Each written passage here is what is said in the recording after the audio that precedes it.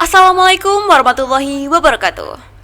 Halo Sobat Iksa, kembali lagi bersama kami di Iksa Post, Manisan Cendekia Sambas Podcast. Bersama saya Nasya Nafisa Pramono dari kelas 11 IIS, dan saya sebagai host Anda pada malam hari ini. Nah, hari ini kita kedatangan tamu yang sangat spesial nih, yaitu Ketua dan Wakil Ketua OSIM Maninsan Cendekia Sambas periode 2021-2022. Selamat datang. Ya, Terima kasih terima kasih. Kak. Oke. Nah, pastinya di tengah kesibukan kalian sebagai ketua dan wakil ketua OSIM nih, dan juga sebagai siswa tentunya. Terima kasih telah menjadi guest pada hari ini. Ya, sama-sama kan Naswa. Sama-sama. Oke, biar lebih akrab, mungkin boleh saya panggil abang? Boleh. Oh ya, boleh. Silakan. Oke. Nah, first of all nih, perkenalan. Boleh dari ketua OSIM? Baik, bismillahirrahmanirrahim. Assalamualaikum warahmatullahi wabarakatuh. Salam kenal sahabat Iksapo semuanya. Perkenalkan kami ini Ketua OSIM dan Wakil Ketua OSIM Maninsan Cendekia Sambas periode 2021-2022. Saya Ahmad Jid Farhan, biasa dipanggil Farhan, dan saya dari kelas 11 MIPA 1. Dan saya di sini sebagai Ketua OSIM Maninsan Cendekia Sambas periode 2021 dan 2022. Oke, baik. Perkenalkan, nama saya Diandra Fauzan. Saya berasal dari kelas 10 IPS dan saya sebagai Wakil Ketua OSIM periode 2021-2022. Oke. Nah, di sekolah kita nih kan menerapkan sistem full day school. Ya. Nah, sebagai ketua OSIM dan wakil ketua OSIM dan sebagai siswa, apakah ada perbedaan yang sangat besar ataupun biasa aja nih dengan siswa lainnya? Boleh cerita sedikit dong? Silakan Bang Farhan. Untuk perbedaan dengan teman-teman yang lain, pastinya ada ya, tapi tidak terlalu banyak. Yang pertama, kita ini kan sekolah di Maninsan Cendekia Sambas, yang dimana sekolah ini tuh menerapkan kehidupan berasrama. Jadi dimana kehidupan kita itu diatur sedemikian rupa, sudah terjadwal dan terstruktur, baik itu bangun tidur sampai kita tidur lagi. Yang jelas dengan bergabungnya kami di kepengurusan OSIM ini, kehidupan kami di asrama ini memiliki sedikit tugas tambahan dari sekolah dan OSIM. Yang jelas itu menjadi bukti nyata perbedaan kami dengan teman-teman yang lain. Oke, kalau Bang Andra gimana? Menurut saya perbedaannya dengan teman-teman yang lain apa sih? Nah, jadi begini. Kami kan pulang sekolah itu jam 3-an. Abis asar lah hitungannya. Oke, ya. Nah, jadi semisal abis asar teman-teman pulang ke asrama langsung main, langsung kayak lanjut ekstrakurikuler atau klub bidang studinya masing-masing. Nah, kami semisal ada panggilan dari pembina kami atau panggilan dari guru yang memerlukan kami otomatis langsung menjalankan tugas. Dan mau tidak mau harus siap karena sudah menjadi tanggung jawab dan tugas kami sebagai prioritas untuk melancarkan dan membantu program di sekolah ini, begitu. Oke. Nah, next question. What is OSIM? Apa sih OSIM itu? Boleh Bang Andra dijawab? Oke. Jadi begini. Nah, OSIM adalah organisasi siswa intramadrasah yang didirikan langsung oleh Bapak Kepala Madrasah, yakni Bapak Mursidin SAG MAG. OSIM juga berdiri bersamaan dengan berdirinya Maninsan Cendekia Sambas. Begitu. Oke.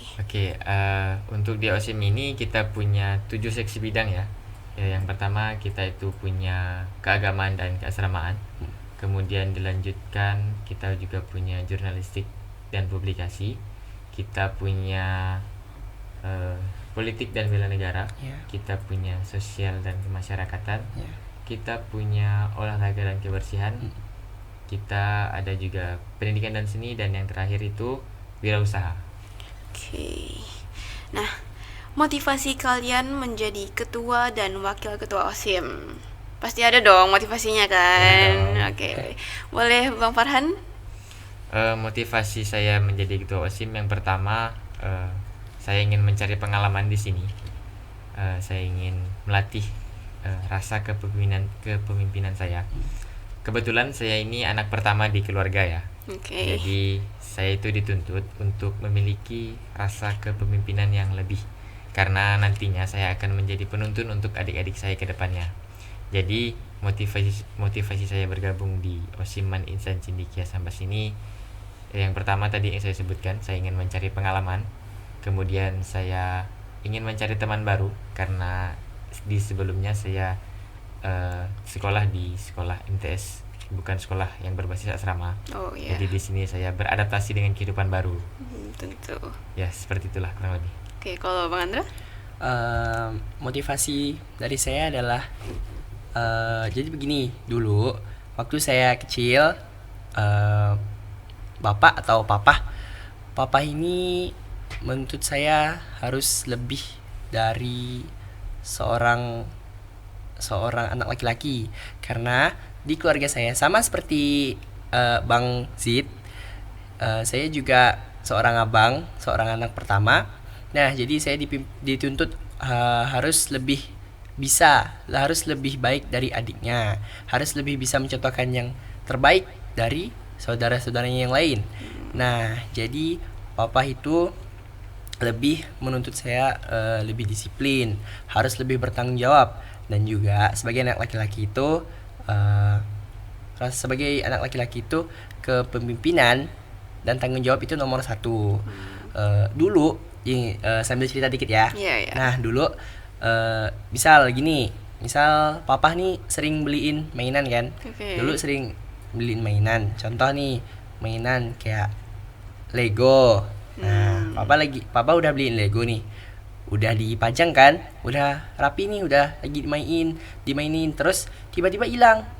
Nah, terus kayak bingung, kayak ngerasa bersalah sendiri sih, kayak ini punya saya, kenapa saya nggak bisa bertanggung jawab. Nah, kayak gitu. Oke. Jadi bapak salah satu role model sih dalam hidup, dan menjadi motivasi juga untuk menjadi wakil ketua OSIM di Man Insan Cendekia Sambas ini. Oke. Nah, setelah menjadi ketua dan wakil ketua OSIM nih ya, gimana sih rasanya? Kan seperti yang kalian bilang tadi, ingin menjadi lebih bertanggung jawab. Ya. Oke. Apakah itu hasilnya gitu? Gimana sih rasanya? Untuk hasilnya ya, setelah terpilih menjadi ketua OSIM dan wakil ketua OSIM, yang pertama saya merasa bersyukur karena saya bisa terpilih menjadi ketua OSIM di Man Insan Cendekia Sambas. Kemudian yang kedua, saya merasa sedikit kaget dan terkejut.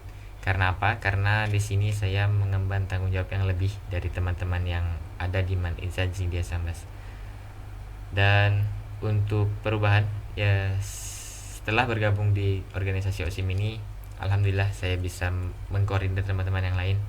Ya, istilahnya mendapat pengalaman baru lah. Ya, New tentu. experience. Yes. Jadi di sini saya belajar untuk mengkoordinir teman-teman dan bagaimana caranya untuk menjalankan proker dengan baik. Oke, kalau Bang Anda? Nah, jadi menurut saya rasanya tuh kayak gimana ya? Rasanya nggak bisa jelasin sih sebenarnya. Takut juga ada, Mungkin deg-degan, khawatir gitu ya. Khawatir juga ada, takut nggak bisa memimpin dengan baik sih sebenarnya. Tapi itu nggak menjadi alasan sih buat saya supaya menjadi pemimpin yang lebih baik ke depannya. Begitu. Oke.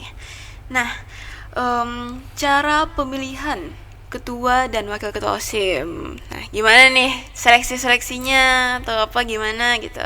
Silakan dijawab, Bang Andra. Mungkin bisa ke Bang Zid Farhan ya. Oke, nggak apa-apa. Oke, ke Oke. Bang Zilfaran silakan. Untuk pemilihan ketua dan wakil ketua OSIM ini kita ada beberapa tahap, yaitu yang pertama itu tahap tes tertulis, kemudian dilanjutkan dengan wawancara, kemudian dilanjutkan dengan orasi dan debat. Untuk di tes pertama kita itu kan kita di Man Insan Cendekia Sambas ini kan ada 4 lokal ya, Iya. 3 IPA dan 1 IPS.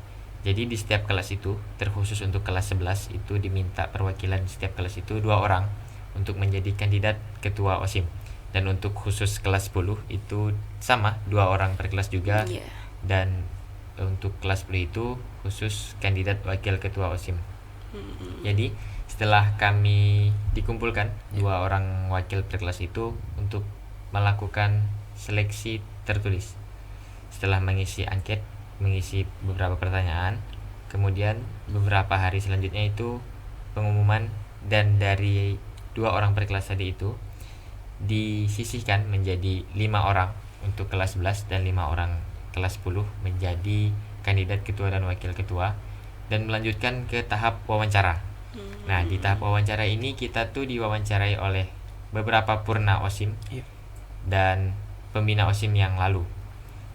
Nah, setelah 5 orang ini diwawancara, maka akan dikerucutkan lagi menjadi 3 besar. Dan 3 besar ini tuh akan dilanjutkan ke orasi dan debat. Oke, selanjutnya. Nah, untuk pada sesi orasi, sebenarnya orasi ini sama seperti kampanye lah istilahnya pada umumnya ya. Ya. Nah, setelah dipasang-pasangkan, kami lanjut ke sisi debat. Nah, di sisi debat ini kami juga menyampaikan orasi kami untuk yang kesekian kalinya. Dan juga pada sisi debat ini kami menghadirkan seluruh sivitas akademika Man Insan Cendekia Sambas agar hadir dan menyaksikan debat kami pada saat itu.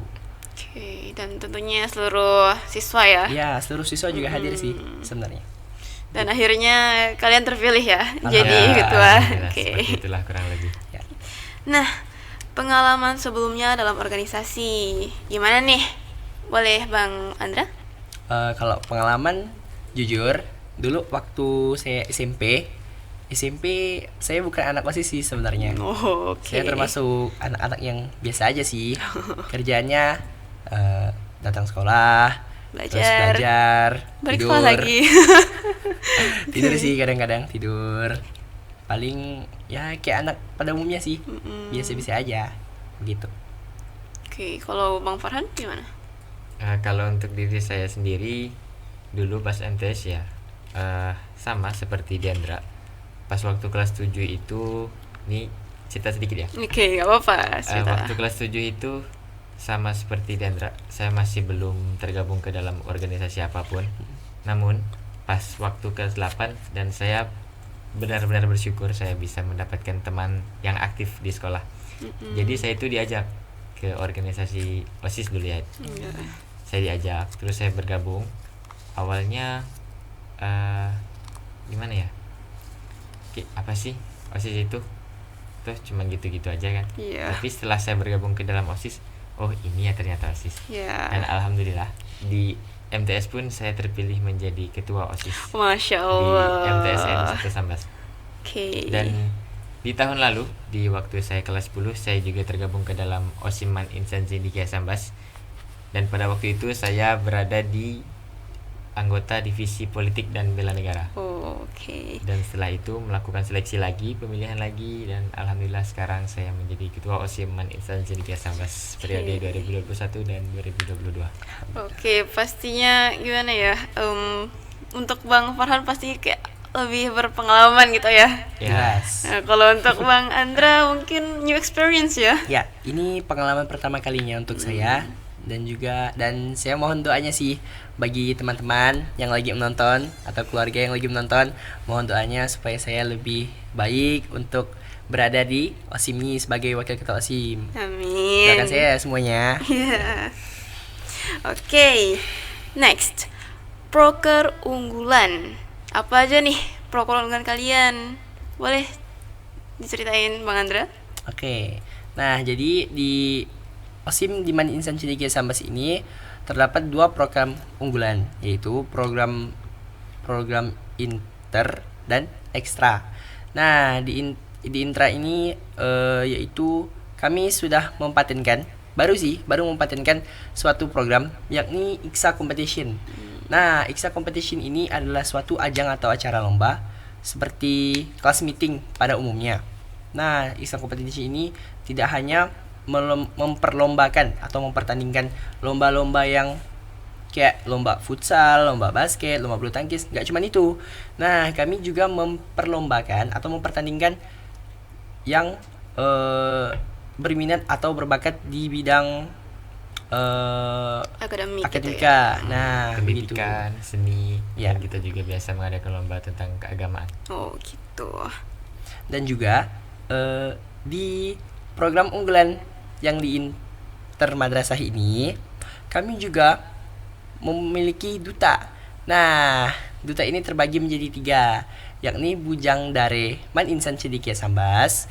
Yang kedua yaitu pendidikan, yaitu Education and Art Ambassador, Education and Art Ambassador, dan Green Student Ambassador. Ya. Oke. itu. Kemudian tadi program internal sudah dijelaskan oleh Diandra, dan kita juga punya program unggulan untuk di eksternal. Salah satunya itu kemarin kita sudah mengadakan lomba FASCO namanya. Oh. FASCO ini tuh 11-12 kayak IKSA competition, Ya. cuman ruang lingkupnya ini lebih besar. Iya. Dan alhamdulillah kemarin di FASCO ini kita mengadakan lombanya itu tingkat nasional. Oke. Besar ya? Ya, Besar. dan tidak cuman pendidikan, seni dan sebagainya. Di FASCO kemarin kita juga menambahkan seperti fotografi dan videografi. Oke. Kemudian nanti insya Allah jika diperkenankan kami akan mengadakan workshop, yaitu pertemuan antar OSIM se-Kabupaten Sambas, dan insya Allah akan dilaksanakan pada bulan Juni atau Juli mendatang. Oke. Nah, lanjut.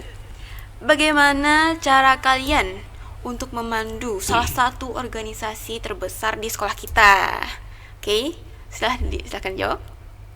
Untuk memandu ya, Iya. sejujurnya cukup berat karena di OSIM ini kita sudah beranggotakan sekitar 45-50 orang. Jadi menurut saya untuk mengkoordinir 50 kepala ini cukup berat karena setiap kepala itu pasti beda-beda pemikiran ya. Iya, tentu. Ya, setiap kepala itu pasti punya idenya masing-masing. Jadi di sini titik berat saya itu bagaimana sih caranya menyatukan 50 kepala ini tuh menjadi satu tujuan. Biar kita tuh sama-sama jalan gitu. Dari awal kita mulai seperti ini dan nantinya akan kita akhirkan masih sama-sama seperti ini gitu ya. Oke. Jadi peran kita di sini itu gimana caranya kita tuh mempersatukan teman-teman semua dari 50 orang menjadi satu tujuan. Ya, betul. Dan juga menurut saya memandu itu sebenarnya tidak mudah sih. Mengontrol sebuah organisasi atau mengontrol istilahnya 50 kepala di dalam suatu organisasi itu tidak mudah bagi saya. Karena pengalaman pertama kali juga, tapi saya nggak pantang menyerah. Saya tetap berusaha dan saya ingat beberapa perkataan dari Bang LD. Bang LD dulu sebagai wakil ketua OSIM periode 2020 dan 2021. Nah, Bang LD pernah cerita atau pernah bilang ke saya, jadi begini, kalau mun kawanmu perhatian dengan kau juga harus perhatian dengan dia. Jadi ibaratnya kayak gini, jikalau teman saya respect ke saya, otomatis saya harus bisa respect lebih daripada dia. Jadi ada timbal balik gitu ya? Ya, Ya, timbal balik feedback-nya. feedback seperti itu. Jadi saya berpegang kepada kalimat-kalimat itu, dan insya Allah dan alhamdulillah juga saya bisa mengontrol dan memandu teman-teman saya untuk menjalankan tugas-tugas kami seperti itu. Oke. Nah, lastnya, Ya. quotes kalian apa nih quotesnya? Kalau untuk dari saya ya, kamu akan mendapat banyak pelajaran ketika kamu berani mengambil risiko. Ya, seperti Diandra tadi. Ya. Diandra ini kan belum pernah tergabung ke dalam OSIM ya sebelumnya. Di Betul. SMP ya. Betul. Jadi istilahnya ini nih first pertama, Iya. new experience, pengalaman pertama. bagi saya. Jadi tentunya sudah ada dong yang didapatkan baik pengalaman ataupun sebagainya. Jelas dong. Jadi itulah kamu akan mendapat banyak pelajaran ketika kamu mengambil risiko. Jadi istilahnya berani mencoba. Ya. Kita ini kan generasi Z ya. Yoi. Ya, generasi penerus. Yang dimana untuk di tahun-tahun berikutnya ini kita ini dituntut untuk memiliki kreativitas yang tinggi. Jadi kita ini diharuskan itu loh untuk mencoba hal-hal baru supaya kita bisa menemukan hal-hal baru yang mungkin bisa bermanfaat di hari yang akan datang. Oke, kalau Bang Andra? Nah, mungkin dari saya, kalau kamu berani mencoba, maka kamu akan sukses di kemudian harinya. Jadi kayak gini, misal coba dulu semaksimal mungkin, diusahain dulu, jangan bilang enggak.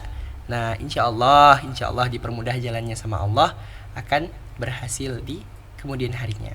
Seperti itu. Oke, sungguh inspirasi sekali ya kata-katanya. Oke, mungkin udah cukup ya bincang-bincang kita pada malam hari ini kan. Oh iya. Oke, nah terima kasih udah datang di acara pada hari ini. Sama-sama, Kak. Oke. Terima kasih juga sudah mengundang kami. Terima kasih Ya, banyak. sama-sama. Oke, baiklah. Saya Nasional Visa Promono sebagai host Anda pada malam hari ini pamit undur diri. Jangan lupa like, comment, share, and subscribe. And don't forget to watch the next Iksa Post video. And wassalamualaikum warahmatullahi wabarakatuh.